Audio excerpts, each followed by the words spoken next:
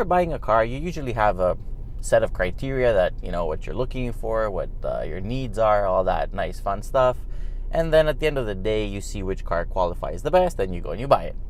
But when you're buying a Mini, none of that applies.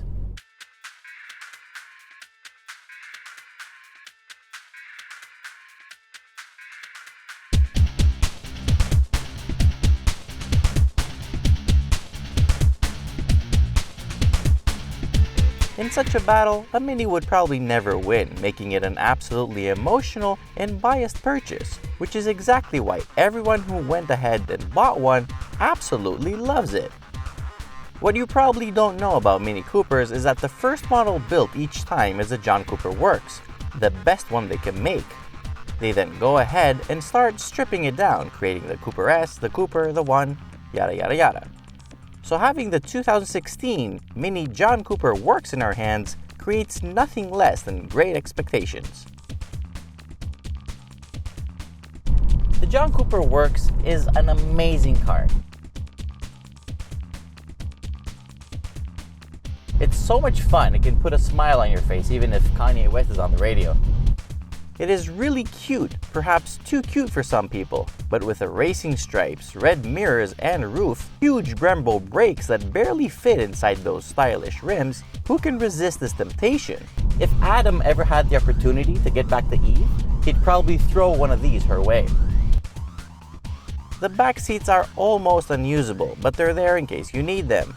And as a matter of fact, they can act as additional storage space, since the trunk is pretty tiny too.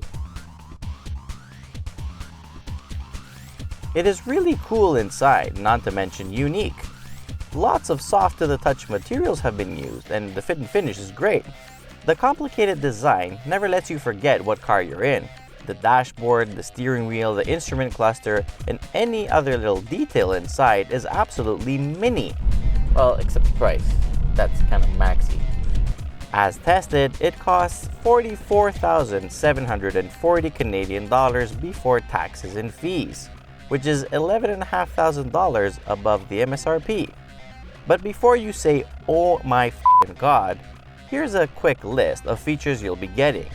Brilliant suede heated bucket seats, the quick 6-speed sport automatic transmission with paddle shifters, 18-inch John Cooper Works alloy wheels, big Brembo front brakes, dynamic adaptive suspension, heads-up display, navigation with a 6.5-inch color display, Bluetooth, auxiliary and USB ports, double sunroof, keyless entry, auto lights and wipers, climate control, park distance control, a very good Harman Kardon sound system, and an exhaust that makes a wicked snarling noise. What makes the John Cooper Works so special, other than the visual cues, is the tuned engine under the tiny hood. For the occasion, the 2.0-liter turbocharged 4-cylinder engine makes 228 horsepower and 236 pound-feet of torque. It is the most powerful production Mini ever. Engage the launch control that is available when the car is equipped with the automatic transmission, and the sprint to 100 kilometers an hour in the real world takes about 6.4 seconds. Throttle response in Sport is immediate. It's really good in Mid, and it's very laid back in Green, and that just about summarizes the 3 modes available. Performance is always really good, and this Mini pulls from low revs with elasticity you wouldn't believe. The impressive thing is how you drive this rocket with its torque, because unless you take over, it shifts really early, but at the same time, speed increases really quickly. Before you know it, you might be way above the speed limit, so watch out. Fuel economy is really impressive. I mean, after a whole week of gunning this little rocket up and down the streets, we still averaged 8.3 liters per 100 kilometers. The exhaust snarls and sounds feisty, so when you're driving down twisty roads, you will catch yourself shifting just for fun. The JCW feels glued to the road.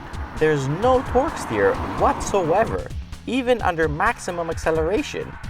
Through corners, it puts up a really good fight against understeer, and the heavy steering communicates how well the fight is going, real time. It corners almost flat, and even at very high speeds, it will never scare the driver. It's very progressive and very predictable. On the track, it feels as agile as you'd expect it to be, but impressively, it's quite fast too. So if track days are something you regularly pencil in your calendar, this JCW will not disappoint. Even the brakes are up to the job, stopping it at 41 meters from 100 kilometers an hour.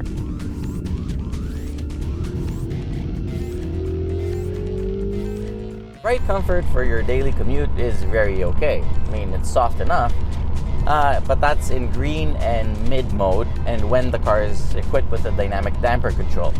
If you set it to sport, and only if you choose so because you can through the menu, the chassis will firm up about 10%, and that makes a pretty good difference in terms of handling, but it's also pretty noticeable over bumps. It's quite a pricey toy, but you'll really quickly realize why.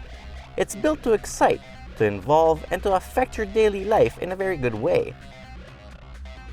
It will turn you into a minifan. It will force you to regularly search for accessories for it.